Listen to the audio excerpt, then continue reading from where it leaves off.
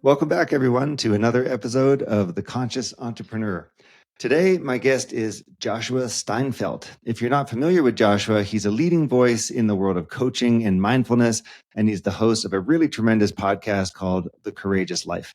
I've been a fan of his work for a while now, and I'm really excited to have him join me today. Joshua's insights into the psychology of courage, fear, and personal growth are super enlightening, and they're also deeply relevant to the entrepreneurial journey. Now, as you'll notice, there's a big overlap between Joshua's work and the themes that we talk about here on The Conscious Entrepreneur. His dedication to fostering inner success and his emphasis on the power of community really resonate with our mission. Joshua's done extensive research on the fears that entrepreneurs and coaches face and the courage that it takes to overcome those fears. This is a topic that hits home for many of us, especially those who rely on coaching to navigate the complexities of entrepreneurship. In this episode, we discuss Joshua's groundbreaking research on courage and how we can apply these lessons to our own entrepreneurial journey. We'll explore the importance of community, the balance between mindfulness and resilience, and what it truly means to lead from a place of courage rather than fear. So let's jump in. I hope you enjoy my conversation with Joshua Steinfeldt. Hey, Joshua, thanks so much for joining us. It's great to see you. Oh, it's a pleasure to be here, Alex. I'm super excited. Thank you for having me. There's so much overlap between your work and what we do at Conscious Entrepreneur. I'm a huge fan of the Courageous Life podcast. Congratulations on how that has moved. Congratulations on your site, Practicing Courage, and all the work you do there. So I'm really excited to chat with you. Thank you. Thank you. Yeah, it's a real honor to be here. I feel like there's a lot of alignment with what you're doing and your focus on inner work and approaching business and entrepreneurship from a really kind of conscious, aligned, aware, sort of awakened place. So big fan. Great. Thank you. You have a really interesting niche, and a lot of your work is about coaches and studying within the coaching world, within coaches, specifically courage. You've done a lot of stuff on that. You done research. You've written a paper on it, and it's really interesting to think of because in the realm of entrepreneurship, many entrepreneurs, myself included, many people I know, we have coaches. We work with coaches. We get a lot of benefit out of that. And even at the Conscious Entrepreneur Summit, which just happened a month ago in June 2024, we had a lot of coaches come and participate. So it's really interesting to see what we can learn from your work around studying and working with coaches, specifically around their fears and their courage. So this is a kind of very specific area of focus for you. Tell us, how did you get into it? What was it that pulled you in this direction? Yeah, I think so I came to coaching, maybe I'll start there. I came to coaching sort of on accident. It was I graduated college, degree in psychology, background and interest in fitness and personal training. And it was 2008 and the housing market had collapsed. The economy was in recession. Not a great time. Everything was a shit show. Not a great time to be looking for a job particularly with an undergrad psych degree. What are you going to do with that? So Right. I got a call from a friend and they said, hey, there's this job called a health coach. And I had no idea what that was. But they said, oh, you get to work with, people around their goals and their motivations and help them get to where they want to be and all that. And I said, oh, that sounds interesting. To use your background, great. Applied for the job, got it. And then I was on the phone with people 13 times a day and having these half-hour sessions. And my oldest client was 95 years old. My youngest client was 18. And I talked to people from all different walks of life, rural areas, urban areas, all different professional sectors. It was just learning by doing, and did that for a few years. And one of the things that I saw that held people back was fear, in a lot of different forms. Fear of what? So you're talking to an 18-year-old who has fear, a 95-year-old, everyone in between. Yeah, fear of what does it mean if I make a change? What does it mean if I take a risk? What does it mean for my relationships? What if I fail? Like all these types of fears that just showed up for people. And so, not that it's an antidote, but what is kind of a counterpoint for fear is courage. And I actually did my master's thesis on this, but I think about there's actually a whole psychology of courage. science of courage. And there's sort of these 4 components that are just really easy and can kind of make things practical for a framework. One is courage necessitates choice. So if I'm coerced to do something, I'm not courageous. I need to volunteer or make a choice to do it. The second is there may or may not be fear. It can be an emotional response, right? And the third is there needs to be risk. If there's no risk involved in doing something, there's no courage, right? And the fear can be associated oftentimes with the risk, the level of risk. And then last but not least, and this may be the most important, is having a worthwhile goal. Now we could get into a debate, we don't need to, but about what makes something worthwhile. I think that's less interesting. I think it's oftentimes more of a personal question, whether you're an entrepreneur, starting your own business, whatever it might be, having something, a North Star that you're really trying to accomplish that's worthwhile. And that can help you get through that fear to the other side, right? And so I got really interested in this counterpoint to fear and my own fears about my own development and working through those at the same time. So there's 2 kind of big questions now that just are at the center of my work. And one is, how do we live well? What does that mean? Right? How do we work well? How do we live well? Some version of that. And that's, I think, a deep question and a personal question. And the other is, how can I find the courage to do so? Because so often living well or leading well or doing what we really want to, what calls us in life, requires some degree of risk. There might be some fear around it. And oftentimes there's a sense of courage, small or big. So this is the centerpiece of what I tend to focus on. So you started as a health coach, and you were doing this and going through and realized, wow, okay, so fear is holding people back. That leads you to this kind of much deeper exploration, and we could talk about that in more detail. But and you're meeting mentors, and you're learning stuff, and you're getting a master's degree, and you're like learning about positive psychology and like all this sort of stuff, leading you to how does one think about courage and these 4 elements, and then these critical questions: how to live well, and how can I find the courage within myself? So let me just flip these back on you here for a second. Yeah. What is your current path? What are your thoughts on how you live well, and what do you do to find the courage to make those choices? Yeah, I think a lot of it comes down to so much of what you talk about, which is really attuning to what matters. What's really important to me? What do I really care about?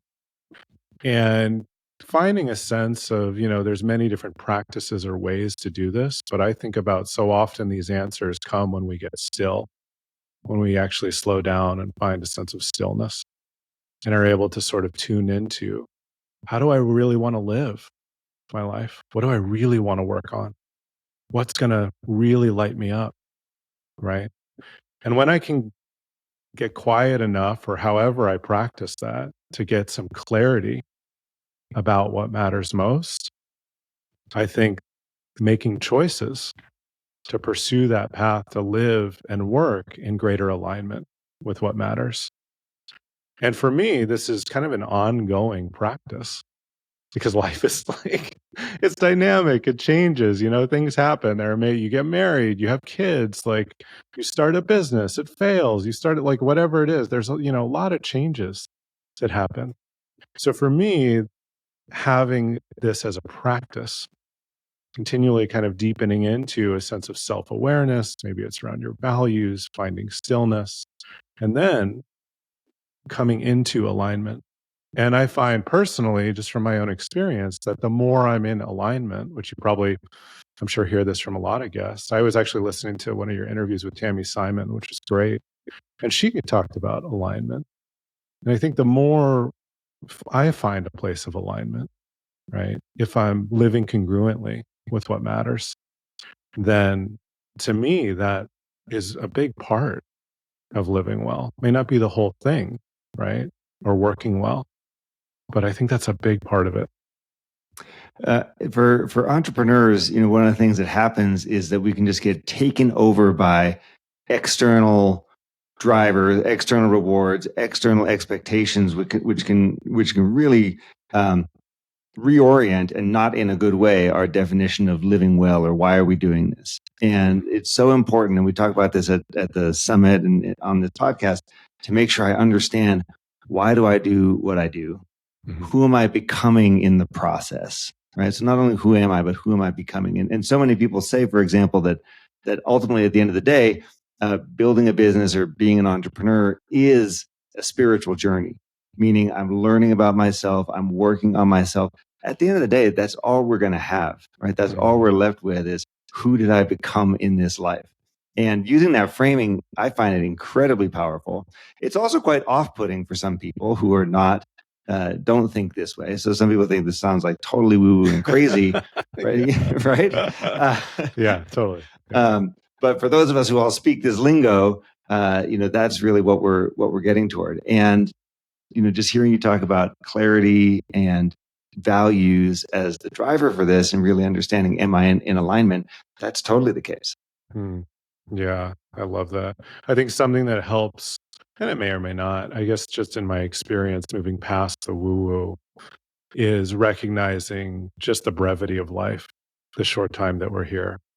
I had a guest on the podcast named Frank Ostaseski, and he's founded the Zen Hospice Project in San Francisco. And I don't know about you, but sometimes, you're interviewing someone and they'll share something with you and it'll just like cut straight to the heart. And for me, I've had these moments where it just sticks with you.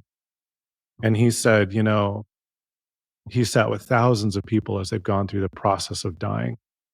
And he said, the people that I work with in and around their dying have two big questions at the end of life. Am I loved? And did I love well? And then he said, if those are the two big questions at the end, why can't they be the biggest questions now? And that just, so resonates. I had another guest just along these lines, I'll share this briefly, who said, if you live to the time you're 80, you have about 900 months to live. 300 months you spend sleeping, roughly, right? So that gives you another 600. Right. By the time you get to your 40, you have about 300 months left. 300 months. How do you really want to spend those months? So for me, sometimes that kind of cuts through to the like, oh yeah, no, this is real. This isn't like woo woo, or maybe it is for some people. Maybe it is. Like we're each having our own experience. But, for me, it's like that kind of gets to the core of some of these questions. I love what you asked. Why are you doing what you're doing?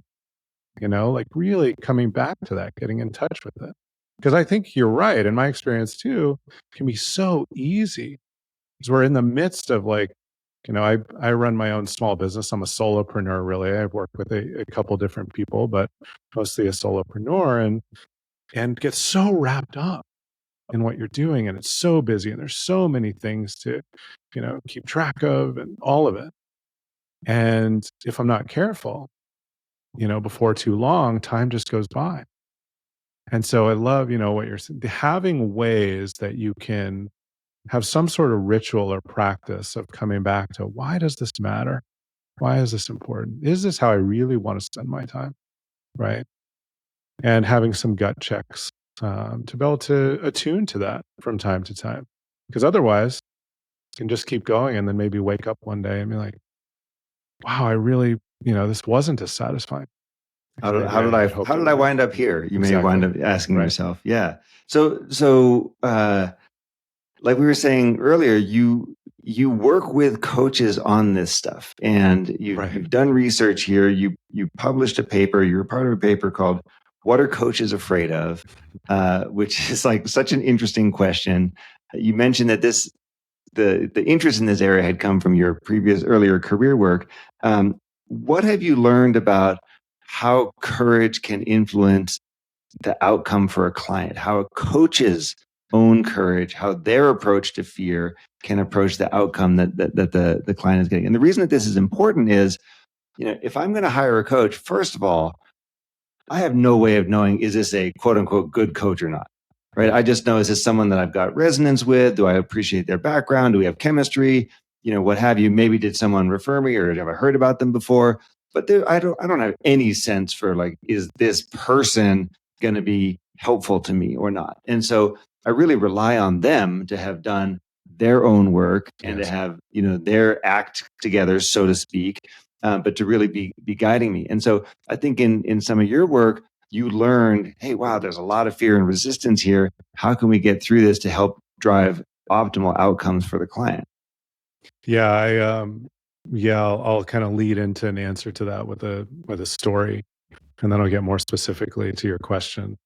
So they say a lot of a research that you do is actually me search. So for me, that rang true. I had my own fears as a coach. What if I piss off a client? What if they hang up on me? What if they fire me? What if I'm not providing value? What if something I say unintentionally harms a client in some way? Right. So I had these own fears that I was sitting with as a coach. I mean, it's a huge responsibility. You're working with somebody around their life, you're working with them around their business. They may have a big team. I mean, this is a big responsibility. And so I was really interested again in kind of like understanding what the fears are of coaches as they move through their developmental process from a beginning coach all the way through mastery. And so my mentor was Robert Biswas-Diener, and he is a big name in the field of positive psychology coaching, one of the leaders in the field. And he was advising me on the thesis, and he said, why don't you interview some of the world's leading coaches, like the very best from different backgrounds, and then you can really understand, like, what do they have to say about this? And so we did, and we cataloged this list of fears. And so, if people are interested in that, they can go check out the paper. But what the key takeaway was, if you want to make a journey to mastery as a coach, if you want to get really, really good at this, then you can't really get there without courage. It's essential. And for me, to answer your question, kind of why is that important? I mean, not only making the journey to mastery, but how does this really manifest, or what does it look like when coaches are being really effective? I love this quote by Tom Landry. He was a coach, and he basically said something like, I'm going to paraphrase it here.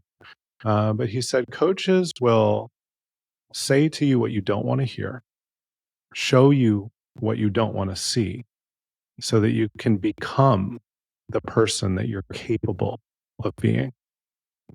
And I think as a leader, as an entrepreneur, you start to grow a team, or you're just in your life, people may or may not, I mean, it depends on the situation, feel comfortable really being honest with you about weaknesses, your leadership, particularly as you move into a position of power, relationship dynamics. There can be yes people, a lot of pleasing. Are you really getting honest feedback? Like, all of that can start to show up.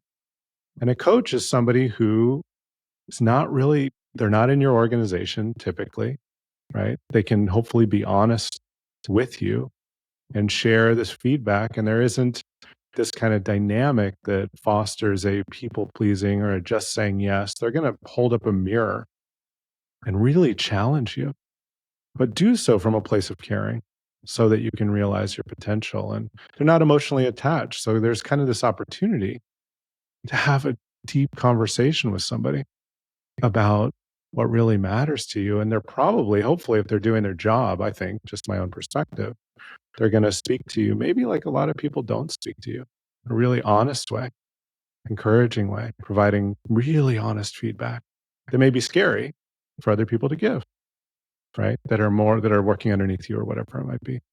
So I think that's part of it. Anyway, I'll stop there. What does that bring up for you?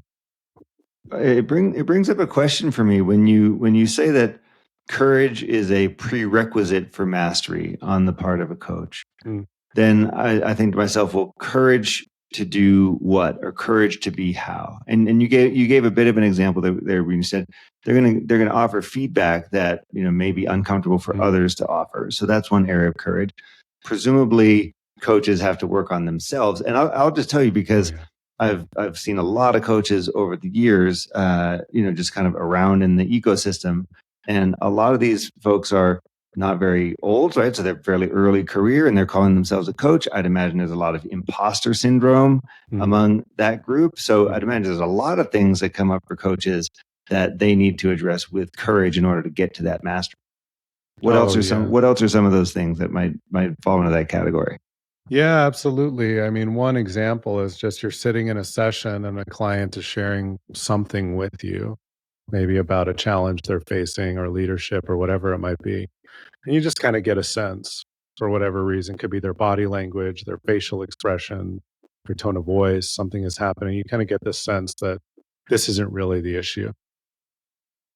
Or you're kind of getting a sense that that approach or what they're describing is not a great approach, whatever it might be. And so I think there are these moments in coaching where you start to see something that's a little bit deeper. And in those moments, it's holding up a mirror, having the courage to hold up a mirror and say, "Hey, I think what you just shared, like, thanks for sharing that with me. I think this is what's really going on."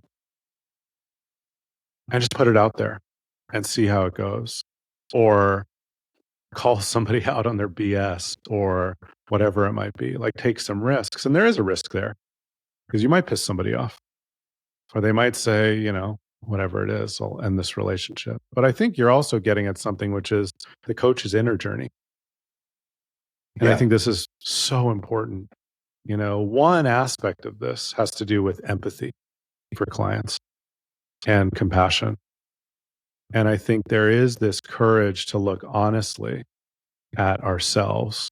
For me, that means looking at my shortcomings, looking at my own fears, looking at my limitations, capacity to get angry, resentful, jealous, whatever it is, looking at my whole self.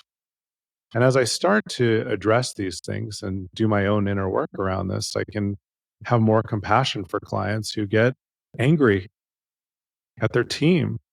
So I'm like, oh, you're human. Like, I see that in me too. Right. Or they blew up at somebody. It's not an excuse or approval of somebody's behavior, but I can see that capacity in myself too, to get angry or to, as somebody who's really afraid or feels like an imposter. I know what that's like because I've looked honestly. And to be able to acknowledge those things, to integrate them, I mean, that journey to kind of wholeness, again, we're getting into kind of maybe woo language for some people, but I think that journey to wholeness is a courageous one.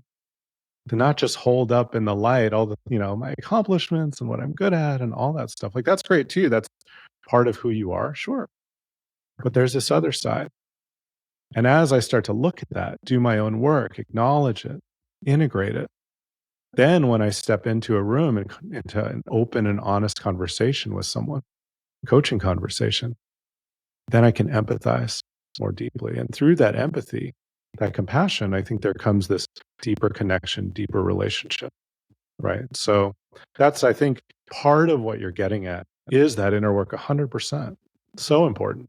Right. What do you find is the most common thing holding the coach back? Like what are their biggest struggles, biggest fears? What are the things that they like the least about, their client engagements or their sessions? Yeah. I think one of the biggest fears is not providing value. I Mm. mean, we saw that come up in the thesis work, and I hear that again and again in working with coaches. Just a fear that you get to the end of whatever it is, half an hour, 60 minutes, or a coaching engagement, and the client hasn't found value in it. Yeah, it's kind of wasted time. This really wasn't that helpful, Mm. whatever it is. And I think as entrepreneurs, we want to provide value for customers, clients, right? All of it. So that's such a natural thing. I'm here to be in service, to help you make some change that you want to make or extract some value that's useful for you, that's going to help propel your business forward or grow as a leader in some way, help your team, whatever it is, right? So that's a big deal. And I think, to work through some of that, being able to continually ask for feedback from a client and to be able to receive it. Like when a client says to you, no, this actually wasn't that valuable, to be able to hold that and take that in and learn, ask questions to learn and get better. I think there's a courage in that, as there would be in leaders too, asking their team for honest feedback. Give me the criticism and not shaming your team members, not like really making that safe and really taking those learnings and putting them into action to get better, Mhm. to grow. Right. Yeah, and I want to get into the concept of leading from bravery. But just before we do that, I've got two other questions just for you to help clarify. I think how an entrepreneur can think about working with a coach. And the first question is, to someone who is new to this, help us understand the difference between coaching and therapy, and how we would work with either, and who we would go for what type of concern or issue. Yeah, I think this is such a, I don't have all the answers around this. First of all, I'll just say that it's such a area of kind of debate, and there is a lot of overlap. So one of the common things you hear is like, well, a therapist focuses on the past and a coach focuses on the future. And it's really not, I think, that simple, because therapists also focus on the future. And sometimes coaches will go into past experiences, like, tell me about a time where you were courageous or whatever, as an example, right? So I think one thing a coach will not do is diagnose and treat. So commonly, if there's something happening in your life, like, I have anxiety, or I'm feeling depressed, or something is going on, and it's at a clinical level, a therapist would be able to diagnose what's happening and to be able to work through a treatment protocol or process. So that's one thing that a coach won't do. That's kind of a clear line. Another has to do with trauma. So coaches won't be working with like the content of trauma. Like something's coming up in your business, maybe there's a fear of some sort that's arising really strongly. There's some anxiety around it, et cetera, whatever. It's kind of surfacing now. And it's clearly linked to something maybe in childhood. Well, I grew up in a house that was really volatile. My parents had a really tough relationship. There was a lot of yelling. So I'm constantly pleasing people, trying to keep everybody kind of calm, right? Around me, my team, et cetera. And that's holding me back as a leader or business owner, right? Well, if there's something that needs to be worked through, maybe from childhood, from the past, that would be work that's squarely in therapeutic territory, right? If there's content, which is beautiful, important work to do, right? It's just kind of finding the right provider. So a coach wouldn't go there. They might more ask, how is this impacting you now? Your ability to move forward and focus more, a little more on the present, a little more on the future, working through it in that way. But we all have stuff that we bring to the table. So sometimes we might need a therapist and a coach, right?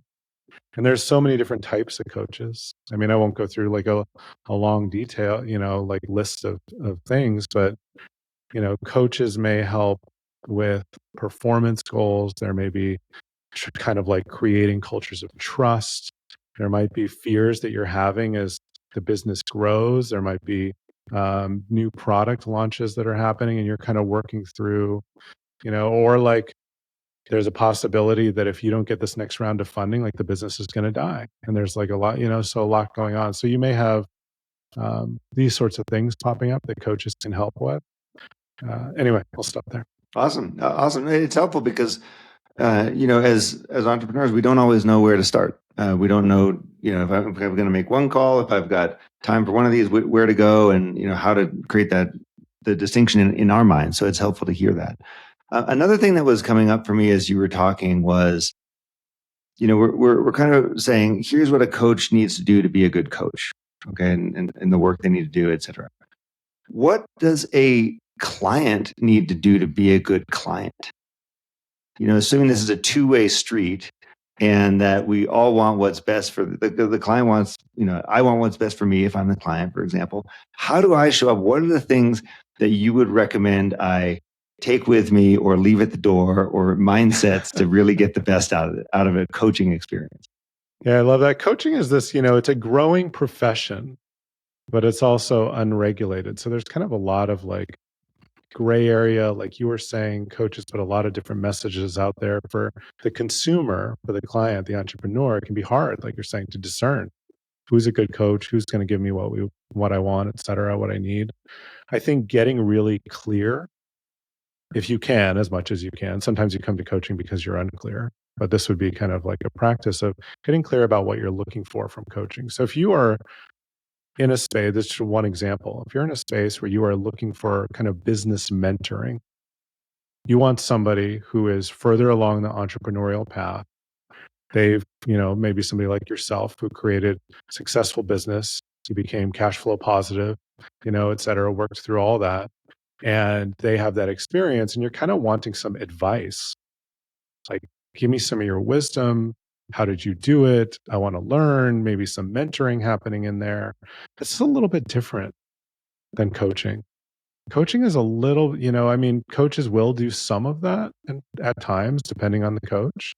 But I think coaching is more about working, it's a very collaborative process, working more to kind of help the client find their own answers in many ways. So if, like, I think I would start there. One is like getting clear on what is it I'm really looking for. Maybe if there's a fear showing up of success or a failure or imposter syndrome, or, you're trying to grow your team, or you're trying to get ready for a pitch, or whatever it is. Like, these are moments where a coach can be incredibly helpful. There's something around team dynamics, right? Or trust, or coaches can be great here, right? But if you're really looking for that advice, it may be that an accelerator program or a business mentor or somebody like that might be a better fit. So that would be one. I think two, connection and the power of a coaching relationship, because coaching really is a relationship at the core, is often built upon being open, being vulnerable, right? Sharing what's really going on. If you're willing to come into a session with a coach and show up authentically, discussing what's really happening for you, how you're really doing, what your fears are, what your challenges are, what your strengths are, the list goes on. Like, that's going to create a stronger connection, and you can really do better work together. So I used to have a background in personal training, and it's like, if you're working with a client, this is different than coaching. But if you're working with a client, they're going to have to do the work. I can't get on the treadmill and run for them. If I lift weights, they're not getting stronger. So I think that's another piece of this, is as the client coming in, being ready to quote unquote do the work, right? It's like, whatever you put in, as much as you put in, that's going to directly impact how much you get out of the coaching. So what I'm hearing is I have to be, in order, if I'm new to a coaching relationship, if I've just hired a coach or I want to go do this, the mindsets that I need to put myself into is, first I got to be clear on what I want. What problem or challenge am I trying to solve? Yeah. Okay. And then I have to show up and be open and vulnerable about what's going on in my life and in my business and all the things that are out there, and air the dirty laundry, so to speak. So I have to have that. And it's really a collaboration with the coach. So it's working with them. And at the end of the day, I'm the one doing the work. I can't just say, oh, I'm just going to write all this down on a sticky note or in my journal and forget about it. I then actually have to go implement and do the things that we're talking about, make the mindset shifts, question my assumptions, whatever all the things are that are coming out of it. I then have to commit to doing the work. Right. Because let's say, you and I sit down for half an hour, we have a conversation, you have an insight, you gain something new you want to do. The growth, like, that's great. You have an insight and deepened awareness and an action, two actions, whatever you want to take from the session. But the growth, the development, right? The becoming, I think you used that word earlier, is going to happen in between the sessions as you integrate and implement and execute on some of these insights, and learnings and et cetera that you might gain in the session. Then you come back and you discuss it. So like that, growth happens so often between the sessions. Awesome. Cool. Well, thanks for that. I said I wanted to talk about leadership a bit. You've talked about leading from a place of bravery, leading from a place of courage. How does that what does that look like? What does that feel like to lead from courage versus fear? Yeah. I'm so curious about your take on this, because I would imagine, like, the journey of becoming or being a conscious entrepreneur takes courage. Like, it's the courage of looking honestly at ourselves. It's the courage of looking at what we need to let go of that's no longer serving us. Mm. Um, being willing to look at, these limitations that we have, how past experiences maybe subconsciously like affecting how we're showing up at work. It's checking in, getting quiet, having that these moments of stillness so we can really look at, why does this matter? Is this really important? Right? Having the courage to follow that, to be with the uncertainty, the change. I mean, like, the world of work is changing rapidly, like all the time right now. So to be a leader right now, it's so hard. I mean, you have to be with uncertainty, which is like, it's so human. And it's also like people like control too. So I want to control this. And there has to be a part of you that's like letting go and being willing to kind of go with it to some degree, like relaxing into uncertainty. I think that is like the superpower of our time, being able to deepen and relax into uncertainty, to be with it. I mean, that takes courage, because the natural response for so many people is, I want to control it. Oh, we have to, plan and all of it. But plans go awry so often because things change from one day to the next, like so quickly. It's crazy. So, showing up as a leader, being courageous. And I think, another piece of where you and I might have a lot of alignment, and I would love to hear your reflections here. But I think, integrity and authenticity matter so much, particularly right now when, with the rise of AI, which has, a lot of benefits to it. But there's also a lot of things that are just being sort of manufactured and created, and questions about what's real and what's not are starting to arise more. And, these are creating some issues of trust for some folks. And so, like, being an authentic leader, coming from a place of high integrity, knowing what you care about, making the hard choices at times to follow it through the fear. I mean, so much of this can take courage, right? Or at least a part of, that's a part of it. It's not everything. But The way that I think about this, the leadership part is, when people say, what's the path of the conscious entrepreneur, or how do I get started? The way that I always phrase this is, I say the most important thing is the commitment that you're making to yourself. And that's, to me, that's the element of the courage, is the commitment to change, to say, I can see that there's a difference between who I am and who I want to be, or where I am and where I want to be. And I'm now committing to making that change. And when I get into that mindset of commitment, it's a mindset of action. It's a mindset of change. And it's very much a mindset of courage. And so I always think about it through that lens. Like, I can talk all day and you can read books all day and whatnot, but like, listen to podcasts like this one and yours all day. But what are we going to do about it? And that commitment piece is the most important, because then you could say, okay, I'm committed to change. I'm committing to changing my environment, my outcomes, my life, et cetera. Okay, what am I going to now need to do in order for that to happen? Because some people have this idea that's like, well, I'm just going to will my way into this, or I'm just going to think my way into this. And that's not the point. Like, as entrepreneurs, by the way, we're all creative and we all love doing things and we all love building, and we're a lot of relationship people and whatnot. So we're not going to do this on our own. Like, you can't do this in a vacuum. But the first thing you do need to do is with yourself, and say, I am committed to making that change. That for me is a huge part of courage. And then you can go start to implement. That's how I think about it. I love that. I love that. And once you make that commitment and you start to, take action, some things are going to work and some things aren't. And it's, there's an inherent risk there. Correct. And for me, Correct. that, courage to kind of keep going, keep pushing through, keep learning, and the way I refer to that as building entrepreneurial capacity.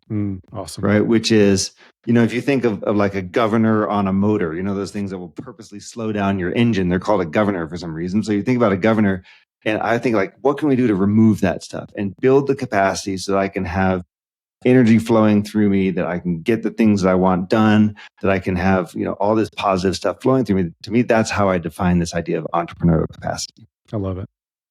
That's awesome. So also very important for entrepreneurs and also for the coaches that you work with is community. And one of the things that I'm constantly reminding myself of, and then everyone else in the conscious entrepreneur world, is you are not alone. And this is so important for us. You've talked about, and you sort of challenged the idea of the lone hero, right? Or the this kind of, person doing it all themselves. How do you think of the importance of community and support for yourself and for the coaches you work with? Yeah. Well, one, just really kind of briefly is when I feel alone, when I feel isolated from a psychological perspective, and even from like a physiological perspective, things contract, they get narrow.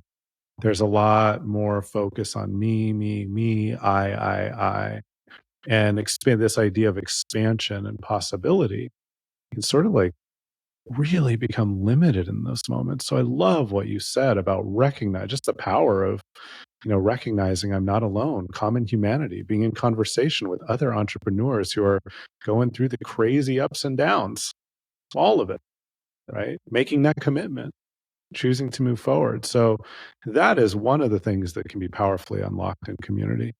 It's just that common humanity. And when there is a sense of common humanity and I start to be in these conversations, I don't know about you, but like all of a sudden things become more expansive again, become possibility, right? Definitely. Yeah. Yeah. And that can kind of be the energy for the courage, for the courageous action that you're talking about, like taking those actions. So all of a sudden it's like, oh, that is when I get excited about it, or I get really curious about it. And there's less focus on me, I.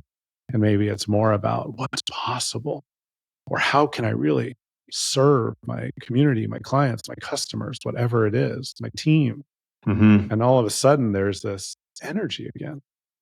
So for me, that, the power of community, I mean, courage, curiosity, this feeling of not being alone, common humanity, expansion possibilities so often happen in community. Not that it has to be everything, but it's powerful. Yeah, it's so important, and the community piece. I mean, I'll always get this feedback. I always get this feedback when we do the Conscious Entrepreneur Summit that people want more time together, right? So it's a 2-day event. It's a 2-day event, and we built in like 2 hours worth of breaks, and we have a connection hike the day before. We got to do these connection dinners during the event. And like the number one piece of feedback when people fill out the surveys is like, we want more time just to hang out with one another and connect. And like you're saying, like build that resonance, unlock possibilities, feel supported. But then like as soon as you feel supported, you can like the sky's the limit. You feel like you can do all sorts of stuff. And so people totally love that. I love it. Yeah. Well, hey, super. Thanks so much, Joshua, for coming to join us and this tour through courage and overcoming fears and making sure that we're setting ourselves up for our own successful journey, whatever that is. I really appreciate it. I love learning from you on the Courageous Life podcast. Love all the work that you're doing. Thanks so much for joining us on The Conscious Entrepreneur.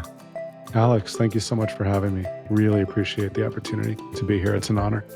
Thank you.